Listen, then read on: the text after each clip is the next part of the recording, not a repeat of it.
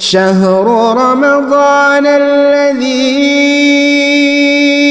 أنزل فيه القرآن هدى للناس وبينات من الهدى والفرقان فمن شهد منكم الشهر فليصم.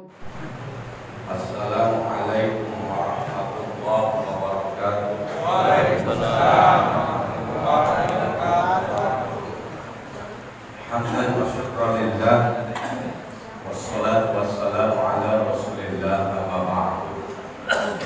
Akhirul kiram, para alim ulama, para sujud, para asatidz rahimahullah. Puji syukur pada Allah telah mengucapkan kalimat alhamdulillah. Salawat dan salam kepada Nabi Muhammad sallallahu alaihi wasallam, dan mengucapkan Allahumma shalli ala sayyidina Muhammad wa ala ali sayyidina Muhammad. Alhamdulillah, malam ini kita sudah memasuki malam yang ke-17. Mudah-mudahan senantiasa Allah memberikan kita kesehatan sehingga sampai akhir Ramadan kita dapat menuntaskan ibadah puasa kita dengan baik. Baik.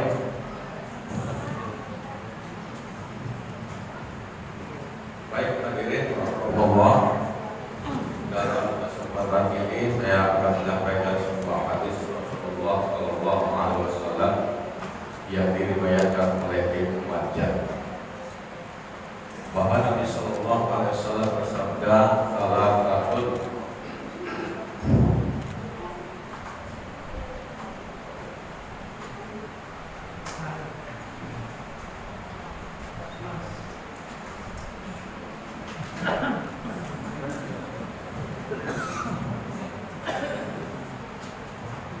salatun la tartafi'u sholatuhum fawqa ru'usihim shibra." Ada 3 golongan manusia yang sholatnya tidak akan terangkat meskipun sejengkal dari atas kepalanya. Siapa mereka? Kata Nabi, yang sholatnya tidak pernah terangkat atau tidak pernah diterima, di antaranya adalah rajulun amma qaumun wa hum lahu karihun. Seorang pemimpin suatu kaum, akan tetapi kaum yang dipimpinnya tidak menyukainya atau bahkan membencinya. Ternyata seorang pemimpin sebuah negeri, jika tidak disukai oleh rakyatnya, jika tidak disukai oleh orang-orang yang dipimpinnya, itu sholatnya tidak akan diterima. Alhamdulillah ya. Tapi kenapa kebanyakan mau jadi pemimpin pada nyalonin diri, bahkan berebut, padahal itu luar biasa ini. Kemudian yang kedua, kata Nabi, wa ra'atun batat wa zawjuha 'alaiha sakhita. Seorang istri yang tidur sementara suaminya tidak ridho. Istri tidur tapi suaminya kesel, dongkol.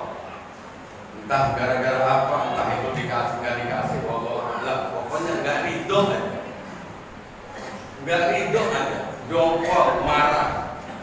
Nah, ternyata seorang istri yang demikian pun itu sholatnya tidak akan diterima.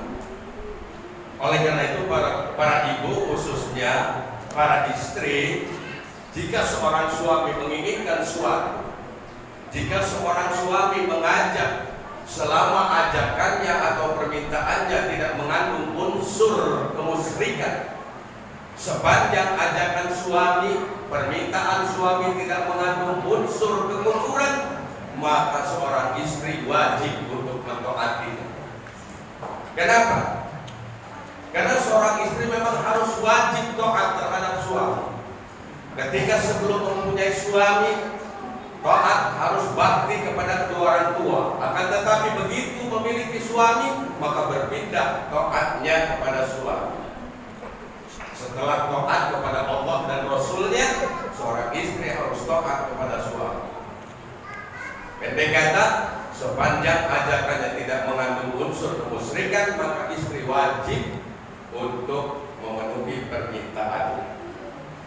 Kemudian yang terakhir, wa akhwani mutasariman, dua orang saudara yang saling mendiamkan, saling menyimpan rasa dendam, marahan, pegede-gede monyong, baik saudara senasab maupun saudara sesama seiman, sepanjang masih menyimpan rasa dendam, tidak mau memaafkan kesalahan orang yang pernah menyakitinya, tidak mau memaafkan orang yang pernah menzaliminya, atau bahkan tidak mau memaafkan orang yang pernah menghinanya, ternyata itu pun sholatnya tidak akan diterima. Kenapa hadis ini menerangkan tentang sholat?